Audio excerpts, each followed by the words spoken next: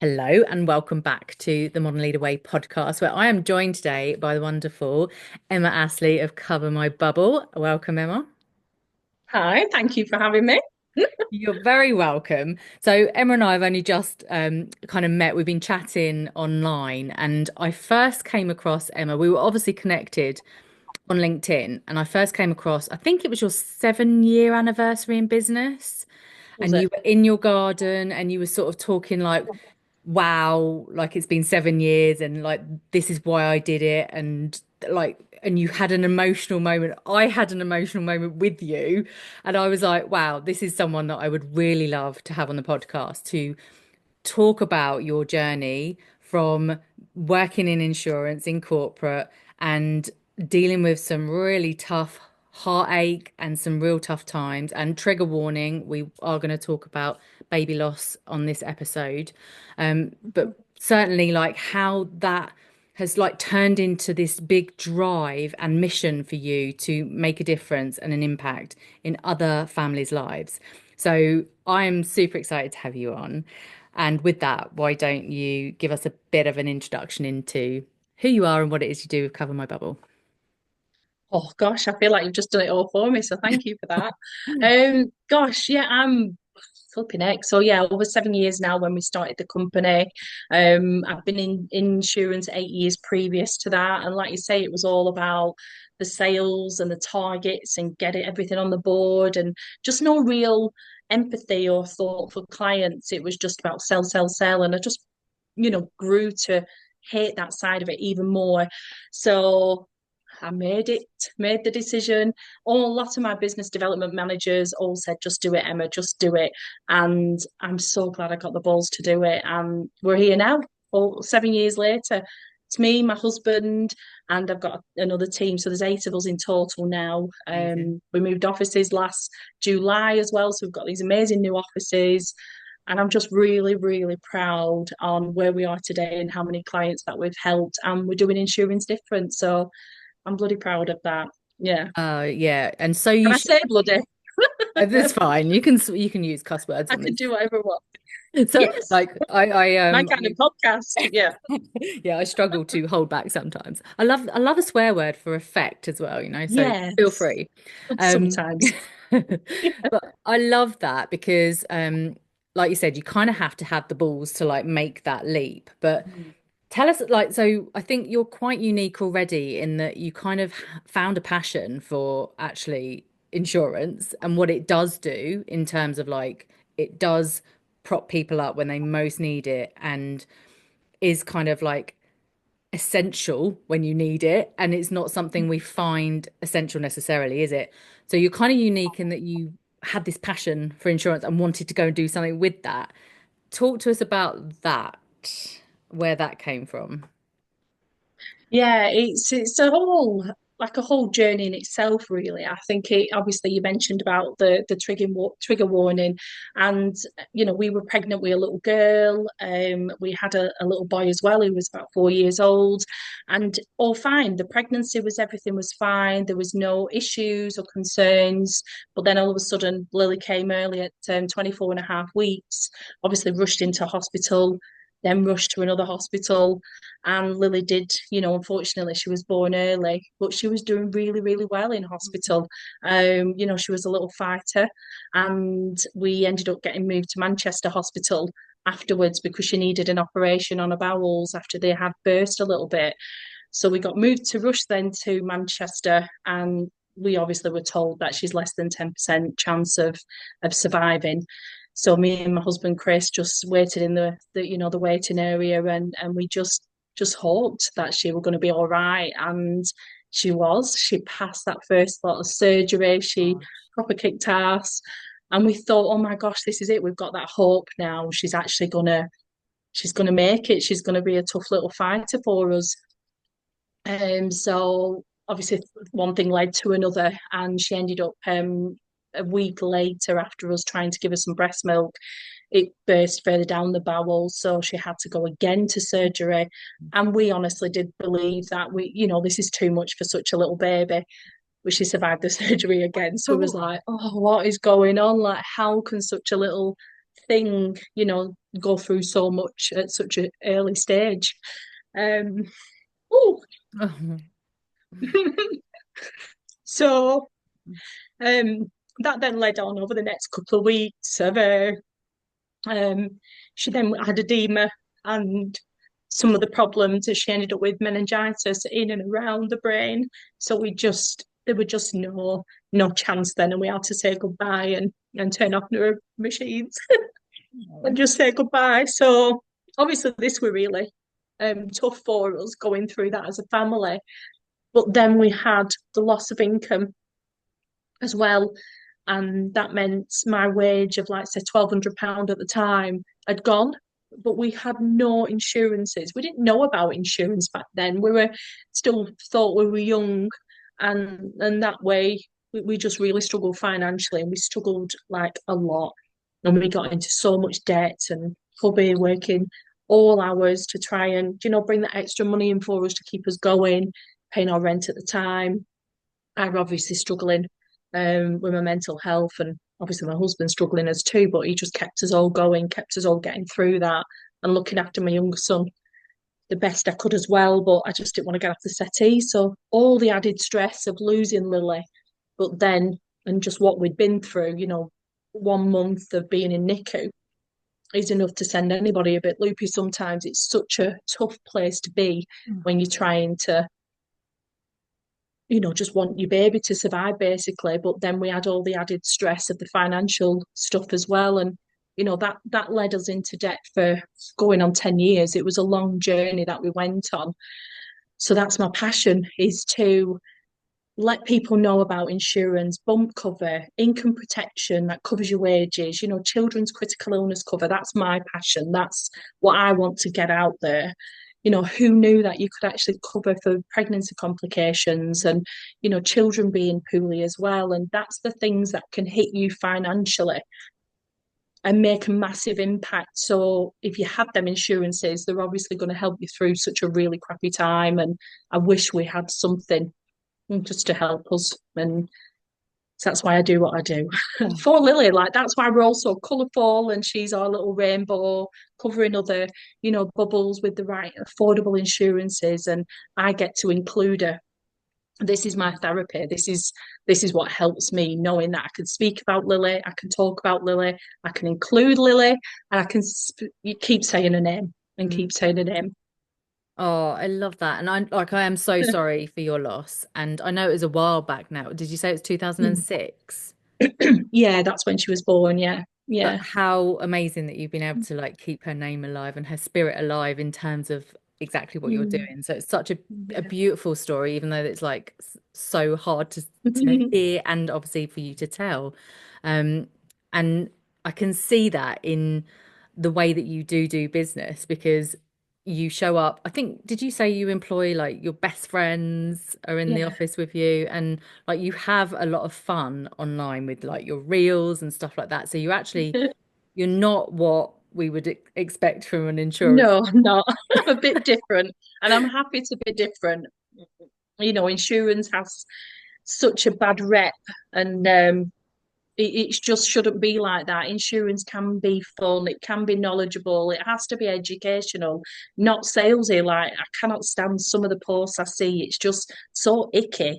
People don't want that now. They don't want to see all these adverts, and it just bores the life out of me. Well, It's I was just, going to say you it's know, boring, right? As well. yeah, we're not salesy at Yeah. all here. Sorry, my nose is running. I'm so That's sorry. all right. But yeah. um so yeah, we do things differently, and that's what I'm proud of. We're helping a lot of people because of how we are in this industry, and yeah, I'm proud of that. I imagine you are such a like a safe pair of hands for these families that are actually are having to claim on their insurance because they are going through something similar because you can Mm. empathize with them, right? Because you've been there before. Like it must be such a like a we don't see this kind of service anywhere because you've Mm. lived it and you get to support other people through it. I guess you get a lot of um or what do you get from being able to be there for those families? Can you give us like a couple of stories Yeah. maybe of clients that you've been able to help? Oh my gosh. like we've obviously covered a lot of bubbles now, and we've helped pay out over 1.5 million pounds worth in claims, and that has been bump cover, that has been children's critical illness cover, it's been life insurance, it's been income protection. We've had a lot of claims. This can be an 18-month-old that suffered with a brain tumor. So imagine hearing that call that it's such a young baby has been diagnosed with a brain tumor. Bad enough anybody, isn't it? But you hear of a child being diagnosed, but also being that hand to hold through that journey as we get the consultants' letters and everything else. And then to ring a family and say, £20,000 on its way, and you hear that Mm. sigh of relief, thinking, "Oh bloody hell, yes, I can take time off. I don't need to worry about the bills." I had my first baby loss one. He was born at 21 and a half weeks, and he passed away after 23 minutes of being born, and that was really tough. It was very similar situations. Um, we do have a client testimonial actually. His mum Callie came on and did like a little testimonial, podcast with me, and spoke about her journey because she also wanted to raise awareness about what happened to her. She'd also lost a son previous to that with Down syndrome, but that money, what she received from that claim on the bump cover, meant she could take additional time off work, and she actually took 12 months off work to spend with her daughter. She built a memorable garden space for both the boys. And then you hear other things of, a 31-year-old police officer. She came home from work after a night shift, took her children to nursery, came home, and her husband came home. He was a head teacher afterwards, and he found her asleep in bed, and she'd passed away. And you just think, hearing such stories, you just think, oh my God, I have to sort this out for that family. I have to get that done. A recent claim we've had a lady in her 40s had a cardiac arrest at home. Her young son did CPR on her Mm. and saved her life. And she's just received a payout from a critical illness policy. She's doing amazing now, as is the little girl, and the family. They're all making memories now. But this money's really helped them. But it can be tough as an advisor. I'm sure there's many out there who deal with claims and horrendous. They're all awful because, but you want to help. Some advisors are freaking useless and they don't help with claims at all, or don't get me ranting on that side of it. But I love being that person. I'm the only person in this business who will deal with the claims. Mm. Um, you know, trying to push that through as quickly as possible. And some insurers have been pain in the ass and took way too many months to sort out these insurance claims, and that's not acceptable. But again, I'm reaching out online to try and get support, push that through, try my best to get that escalated so that we can get that payment made for that family. So yeah, claims are really special for me, but the feeling I get, you can't explain it. That's what I do my job for, and that's what the insurance is there, and that's a family helped through such a difficult time. Oh, Yeah. I can really see that. And I'm Mm. sure you get lots of word of mouth business coming to you because Yeah. of the support that you give your existing clients. So it just feels like you've just really taken something that's otherwise quite um, kind of sterile and hands off. And, it's almost like a one-time conversation with your broker to get your insurance in place. And then it's like, God forbid you have to go through that claims process. It's like you're generally on your own, but they're Mm. so held by you and Mm. your team when they have to go through that. And it's so beautiful that you've been able Yeah. to turn your pain into something that's, actually going to ensure other people have, better experience amongst Yeah. what is a really hard time. Um, Yeah. I feel like we can't talk about insurance without talking about, a lot of the um, negative press that insurance gets. And I'm as a 20-year insurance veteran, if you like, um, I often roll my eyes when I'm in conversations around insurance because, generally is, oh, they any excuse not to pay out. What's the point in having it kind of thing? And it's like, wow, I spent 10 years signing off claims. And actually, Yeah. as a claims manager, I had what was called an ex gratia authority to take those kind of grey area claims that are potentially very emotive, like a child's Mhm. cover claim, and make a decision based on, outside of the terms and conditions, if you like. It was always a yes from me. Yeah, Bit it softy would here. be Like me.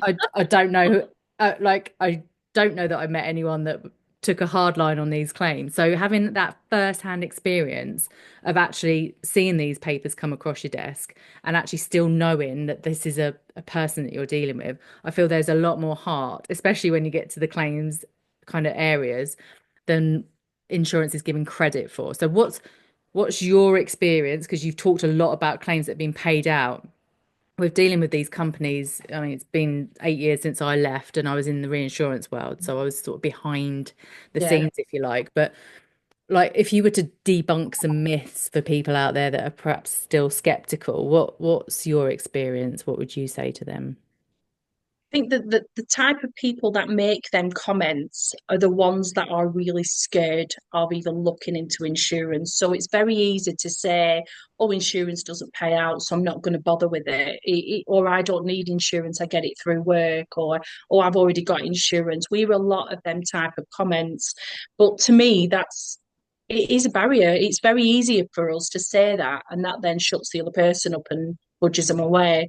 And that's because of previous experience that most of them people have had. So they've either been online, put the details in, and then been bombarded. And I mean, some people up to 17 times per day, hounded by call centres. It's disgusting. And if anybody is listening to this, if you're doing that, you need to look at your processes because you cannot keep hounding people the way you're doing it. Things have changed. You change your business to go with the times now because it's not needed, it's not wanted, and you shouldn't be doing it. End of. Um, sorry, get a bit thinky, Oh, you don't get I? on your high Um, horse. Go for it. I love it. sorry. And or it's some of them they look online, they don't know what they're looking for, they put something in, and before they know it, it's 100 odd quid, and they think, oh, bloody hell, I don't understand this. So it's pushing families further away from insurance. So if we can break down the barriers by doing a stupid reel online or actually sharing a client's testimonial or making something really easy and catchy just to bring down that reassurance, that's how it should be. Like all of our processes in the company is, if anybody inquires, that then it goes through and they book into our diary whenever they want, when it's right for them. We do not call them. I don't believe in it. It's icky. I hate it. So no cold calling from us at all. And then it's just gently then reminding people every few days, every week until they're ready to book in. We've had it where people inquired 18 months ago and then they are ready, then they book in and they actually pick up the phone. But they always seem to pick up, but it's when they're ready. Mm. Life's busy, things are going on. That's why they don't need a call, they're just going to block you. So it's about the right processes. And I think that's what makes us break down barriers. I've had it where I've done a Zoom with somebody or a phone call, and I've been speaking to Mrs. and then in the background, Mister's been listening, and all of a sudden he's getting closer to the phone and we're breaking down the barriers. And before we know it, we've been on the phone call or been on Zoom. It's 45 minutes in, we're having such a good laugh, and he's all open-minded about insurance and Love that. talking about the differences, and he's very open-minded then because he feels relaxed and he Mm. trusts me. Um, and I love doing that. I get a kick off that as well, where, I understand why people are scared. And, there's so many myths out there, but that's because there's bad brokers out there and pushy advisors, pushy salespeople, or, some bad advisors that actually don't know where to place the business. So if they do have a higher BMI or any medical conditions, they're just going to one insurer. Oh, it's Mm. declined. They're not trying again. And it's like, oh my God, you're losing business, but you're not looking after that client. You're not doing what is best for them. Um, I have so many examples. I could go on all day, Emma, because yeah, Yeah, well, so give much needs to change, which yeah, is happening. so many Right. amazing advisors out there now that they are changing, which I love seeing them doing more videos and getting out there and braving it. And, there's more forums now and stuff. Like I love the Protection Guru forum. I don't know if you've seen that. Um, It's brilliant. All the insurers and all the advisors get together once a month and they all talk about insurance, the bad things, the good things, the new things. Um, as you can see, I'm geeky about insurance, aren't I? Like, I'm mad, aren't I? I love it. Oh, I love it because we need this. Like, I think part of the problem, I think, is that you have a lot of people in this game that are not passionate about it, and therefore they don't All about look the for the money. right, yeah, they're not Yeah. going above and beyond to find the right cover, the right protection for these people. And Mm. there is, like, I know there was a lot of talk of the protection gap back in the day when I was in the industry. I'm assuming that's not got any smaller. Mm. No, well, there has been a few, insurance companies that have left and they've been bought by other firms and things. So we have lost a few insurers along the last few years, Right. but as in product wise, a lot of the insurers are listening to the advisors now, like Zurich's, policy at the moment where it's children's cover and they can add it on like Guardian and Vitality, adding on the children's cover if the adult only wants or can get life insurance and all the other nice, unique stuff of the free GP services, the mental health support, being able to get ADHD, autism, or any neurodiverse conditions diagnosed through your life insurance. It's just, Wow. there's speech and language therapy. There's so much out there. And these are all examples of things that are helping my clients. So I love talking everything but bloody life insurance because there's so much out there now for families that they can use now without claiming on it as such, if you know what I mean. There's Mm. so many benefits. Yeah. I think I There's heard more my than just life insurance. yeah. Oh, Yeah, well, I heard it's you just talking about this somewhere. It must have been in one of your videos. yeah.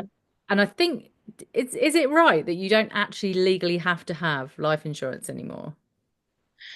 No, a lot of our clients come through and they've said, "Oh, my mortgage advisor has quoted me. He's told me I need to have life insurance to get this good rate. I need to have life insurance for this mortgage to go through. I just want to run down the motorway and grab this advisor by the neck and say that is naughty. They should not be saying that. Yes, of course, that family should look at the protection to have that mortgage covered or more than that, depending on the circumstances. But no advisor should be saying you have to have life insurance for a mortgage to complete. It's total BS. It's just an old school salesy catchy thing to say, isn't it? It's like the old school lead generation companies, what they have to say, and oh, get a free trust document if you take out your life insurance and all that. It's still being done, Mm. but in a bit of a different way now, or video form, and it's wrong. Yeah, it really winds me up, as you can tell. Yeah. Yeah. Yeah, I mean, I only have life insurance now because I did have income protection. I had critical illness all through my employment. So as soon as I left that, it was one of the kind of big decisions. I mean, it wasn't a deal breaker Just for me, go. but it was Yeah, it was kind of like, well, I've got 300 grand's worth of critical illness cover and I'm like yeah, a high risk category because of this and the other.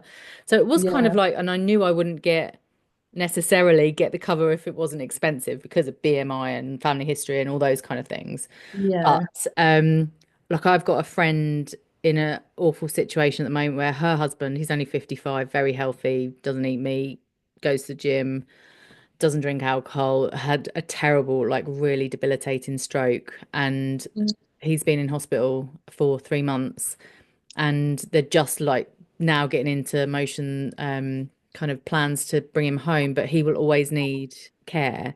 And so she Yeah, hasn't been able to work for 3 months that he's been in there. They're not sure when his employment is, well, his employer are going to stop paying no, his wage. And yeah, that's their life has turned upside down, yeah, and now their financial situation is very uncertain. And you can only pray that they're going to come good, but they yeah, have no cover. And she comes from insurance as well. And I was like, "Have you got critical illness?" And they yeah. didn't have it. And I think Oh, it is such a it's one of them, isn't it? You have to have car insurance. Yeah, You don't like insurance is there to cover the risk.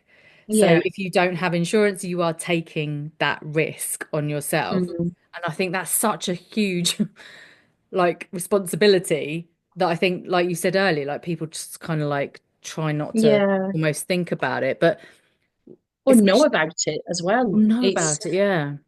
so many don't think they know it, need it because they don't know it exists. So a lot that come through, and like 30% of people that inquire with us don't have any insurances because they just think, "Oh, I'm young, I'm okay. I Yeah. didn't think I needed it," and it's that. It's why we need to be educating out there, isn't it? I think just letting people know what is available, what is affordable, and that we are going to take that time then to tweak and give you different options until it is affordable and suitable for your circumstances. So Mm. it's that Yeah. education piece, isn't it? We didn't know about it. We didn't have a clue about it. Yeah. Well, Well, I mm. love what you're doing online, so we definitely need to give you a follow. Where are the best places to come and follow you? Is it Instagram, LinkedIn? All platforms we're on, but it is mainly I use all different the platforms all a bit differently, really. But we are mainly on Instagram, which I just feel safe on there. I can talk about Lily. I've got a lovely, lovely following. Like they are my little cheerleaders. They're just amazing people, and they've come from like the baby loss and the IVF journey, Mm. and all mums and dads that follow us. And yeah, they're my little champions. They really do help me raise awareness for more people about the Mm. importance of insurance, really. Yeah, I love that. So we'll make sure that your links are linked in the show notes as well. But I wanted just to touch on this because, like, obviously, this is the Modern Leader Way podcast, and actually, what I see in what I've seen from you, and actually what I'm gleaning as we're talking, and we're actually going to get into your human design chart as well. Um, is a lot of those modern leader traits that I talk about because they are very much around like bringing the heart to the forefront, right? Actually, when we look at a lot of business, especially insurance, it's lacking a whole like beating heart and like just sense of passion and just yeah, just people wanting to be in there making a difference. So I definitely get that from you.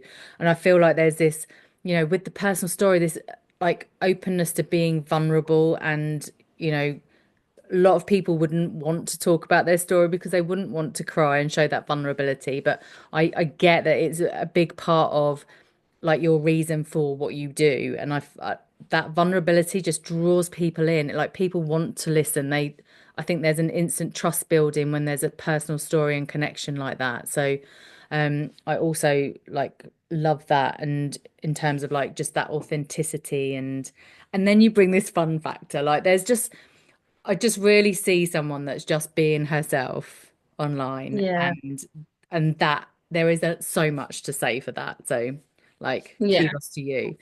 But in terms of like this wanting to make a difference, Mm, I mm, see you've like won mm. awards, you've been in like Cover Magazine, you've been on some other podcasts and stuff. Um, what is it that you are doing?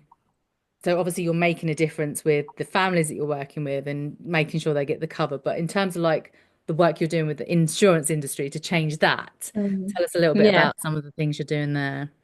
Oh, I love working with the insurers. Like, I just absolutely love it. So, yeah, the last few years I've been involved with a lot of side of the propositions team, the claims, underwriting, marketing. So, yeah, a lot of Royal London asked me to one of their conferences one year, and that was what it all started. And that, I think that was about 4 years ago.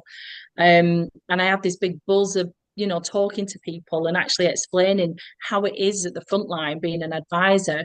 And then, that moved on to working with the marketing team in regards to how we are different online and how I want them to be as an insurer. I'm sick of hearing about life insurance, £5 a month or pensions. It's like, oh my God, you have so many good products to talk about. Why are you not doing it? You keep saying about compliance and legal, and yes, that as a factor into it.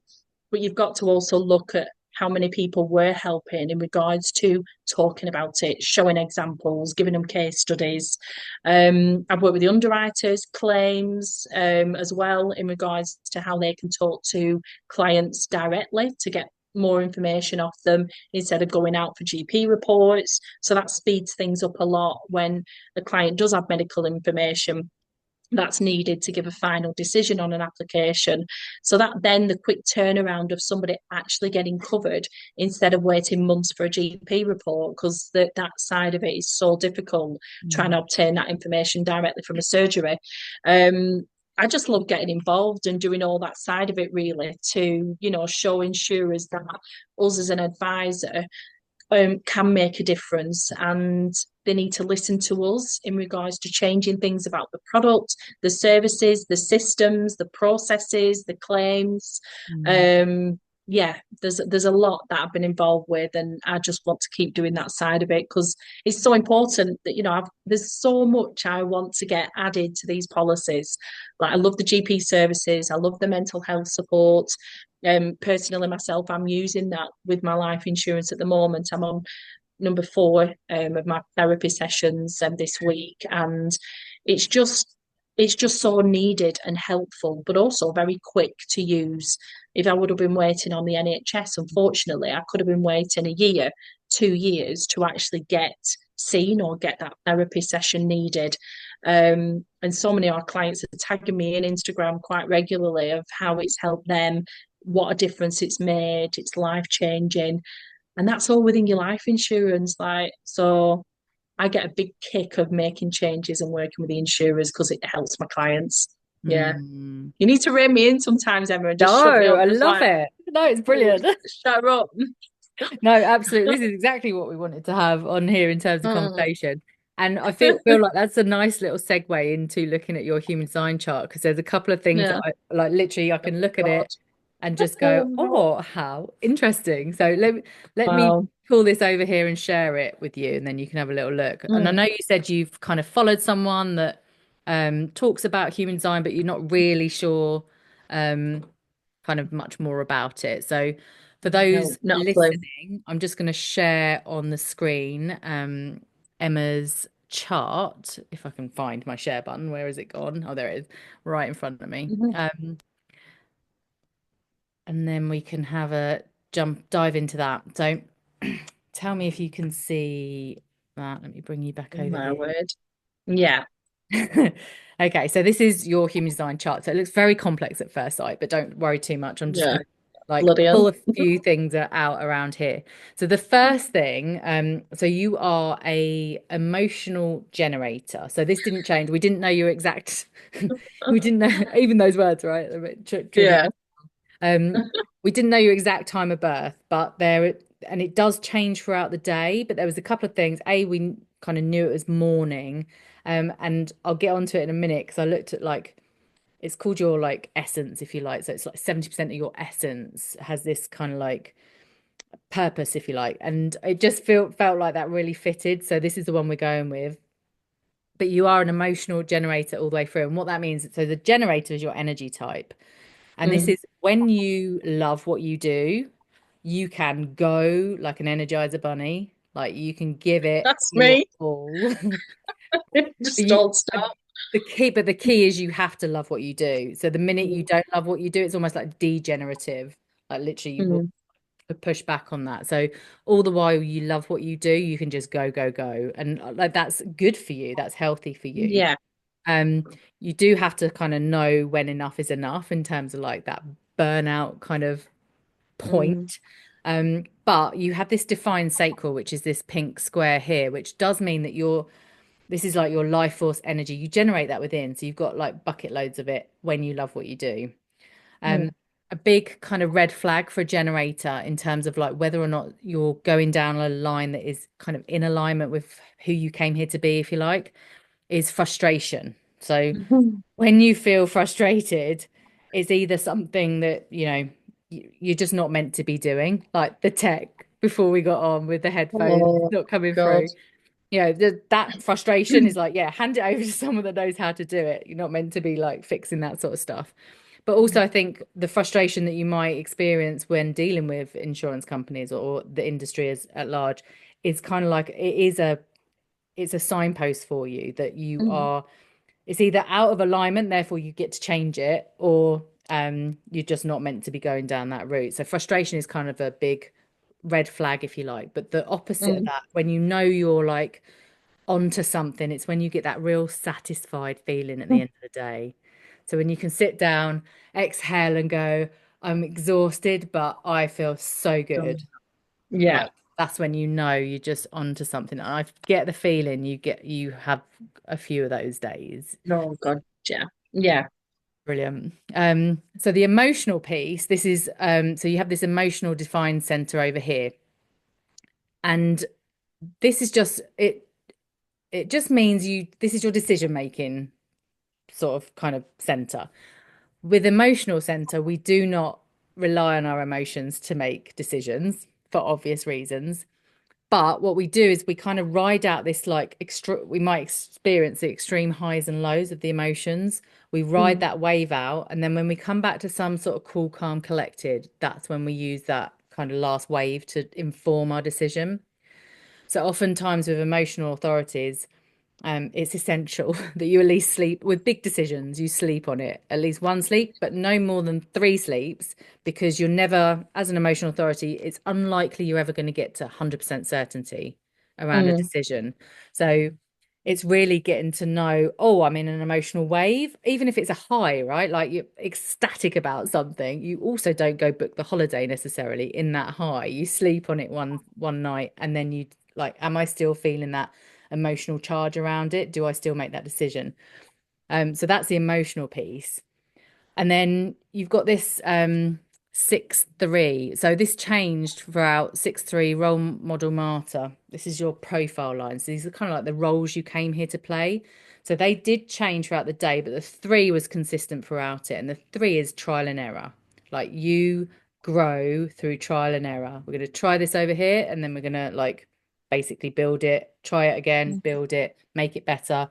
Like that is basically how, like who you're meant to how you're meant to come here and do things, right? So I would imagine there's a lot of that through not just your life, but your career in particular in insurance that's been like a lot of trial and error. I don't like the way that that's done over there. So we're going to do it differently here and we're going to try this and then build it out.